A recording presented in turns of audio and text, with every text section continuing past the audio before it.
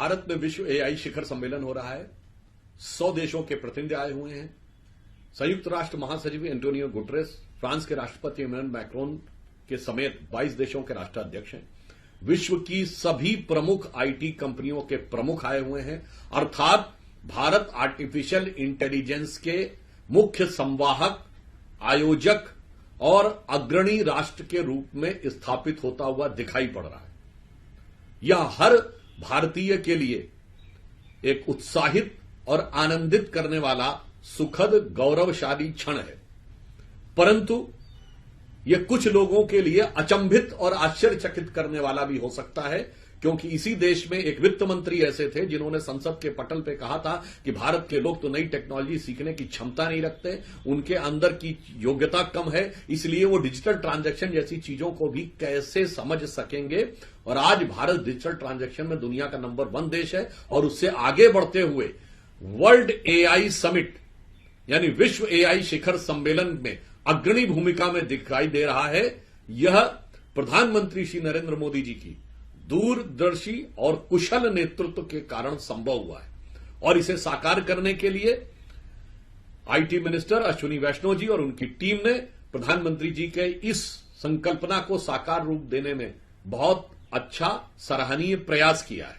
परंतु वो लोग जो कहते थे कि भारत नई टेक्नोलॉजी को एडॉप्ट करने की क्षमता नहीं रखता है, मुझे लगता है उन्हें इस एआई समिट के शानदार सफल आयोजन के सामने कम से कम अब अपनी गलती को स्वीकार करना चाहिए। यह समकालीन भारतीय इतिहास के सबसे गौरवशाली क्षणों में से एक है और अमृतकाल में भारत विश्व का टेक्नोलॉजी में और सबसे नवीन टेक्नोलॉजी में नेतृत्व करने की क्षमता रखता है, एक अग्रणी भूमिका निभाने की क्षमता रखता है। यह उसका प्रमाण है और इसके लिए हम प्रधानमंत्री श्री नरेंद्र मोदी जी के प्रति आभार व्यक्त करते हैं पार्टी की तरफ से। भारत में विश्व एआई शिखर सम्मेलन हो रहा है। 100 देशों के प्रतिनिधि आए हुए हैं। संयुक्त राष्ट्र महासचिव एंटोनियो गुटेरेस, फ्रांस के राष्ट्रपति इमैनुअल मैक्रोन के समेत 22 देशों के राष्ट्राध्यक्ष हैं। विश्व की सभी प्रमुख आईटी कंपनियों के प्रमुख आए हुए हैं। अर्थात भारत आर्टिफिशियल इंटेलिजेंस के मुख्य संवाहक, आयोजक और अग्रणी राष्ट्र के रूप में स्थापित होता हुआ दिखाई पड़ रहा है।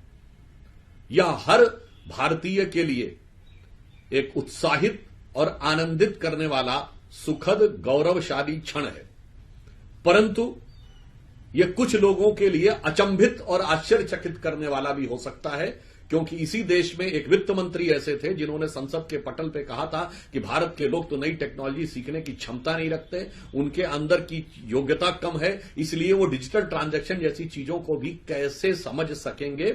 और आज भारत डिजिटल ट्रांजैक्शन में दुनिया का नंबर 1 देश है और उससे आगे बढ़ते हुए वर्ल्ड एआई समिट यानी विश्व एआई शिखर सम्मेलन में अग्रणी भूमिका में दिखाई दे रहा है।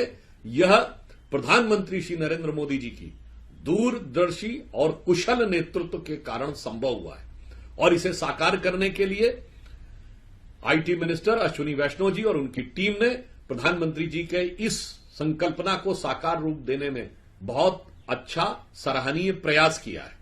परंतु वो लोग जो कहते थे कि भारत नई टेक्नोलॉजी को एडॉप्ट करने की क्षमता नहीं रखता है, मुझे लगता है उन्हें इस एआई समिट के शानदार सफल आयोजन के सामने कम से कम अब अपनी गलती को स्वीकार करना चाहिए।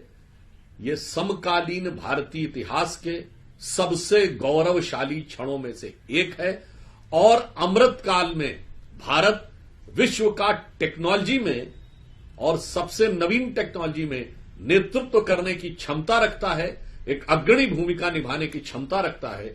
यह उसका प्रमाण है और इसके लिए हम प्रधानमंत्री श्री नरेंद्र मोदी जी के प्रति आभार व्यक्त करते हैं पार्टी की तरफ से।